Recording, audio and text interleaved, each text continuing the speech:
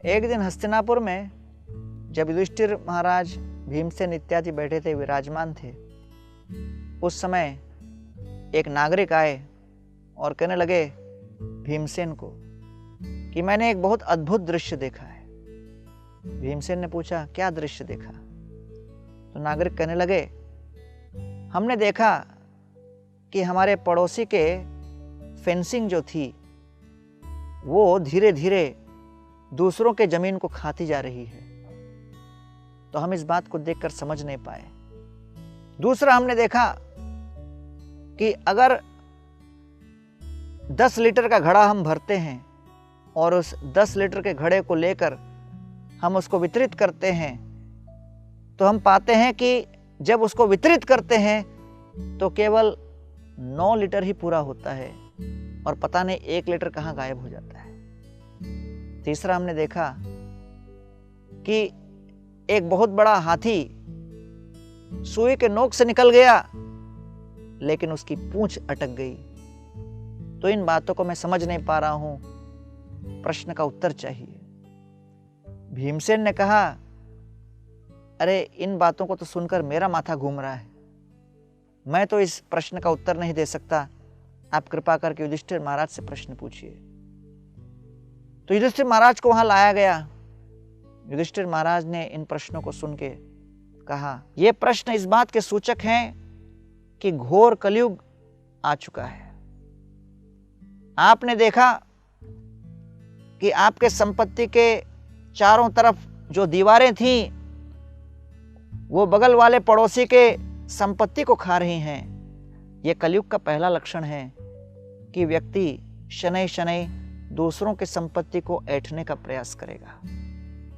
आपने देखा कि 10 लीटर को जब अलग अलग कलशों में बांटा गया तो केवल 9 लीटर ही देखा गया। इसका अर्थ यह है कि कलयुग में हम दूसरों के लिए चाहे कितना भी क्यों न करें, लेकिन जिनकी हम सेवा करेंगे वो हमारे प्रति वैसा ही व्यवहार नहीं करेंगे।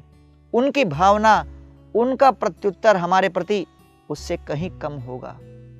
कभी ये नहीं सोचना चाहिए कि मैंने इनके लिए कितना किया, वो मेरे लिए क्यों नहीं कर रहे, क्योंकि ये कलयुग का दूसरा लक्षण है। आपने तीसरी बात देखी कि सुई के आंख से संपूर्ण हाथी प्रवेश कर गया लेकिन पूंछ रह गई।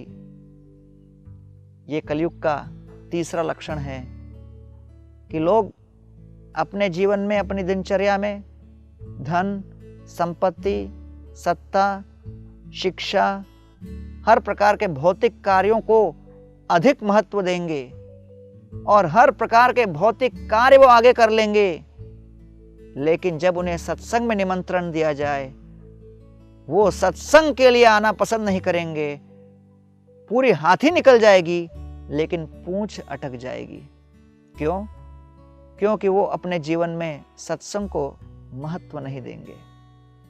अर्थात बड़े से बड़े भौतिक कार्य के लिए हर प्रकार से वो धन, समय खर्च करने के लिए तैयार होंगे, लेकिन आध्यात्मिक कार्यों के लिए उनके पास न समय है न किसी प्रकार की इच्छा है।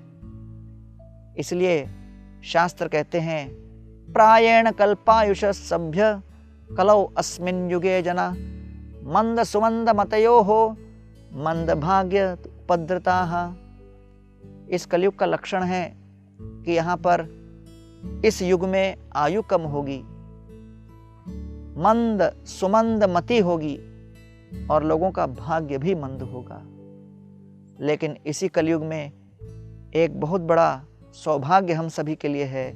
काम लाति ददाति कृष्ण इति कली।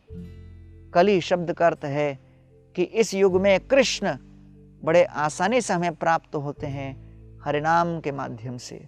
आइए इस कलयुग के भयंकर जंजाल के बीचों बीच, इस कलयुग के कीचड़ में हरिनाम रूपी कमल के सुगंध से अपने जीवन को महिमा मंडित करें। बहुत बहुत धन्यवाद।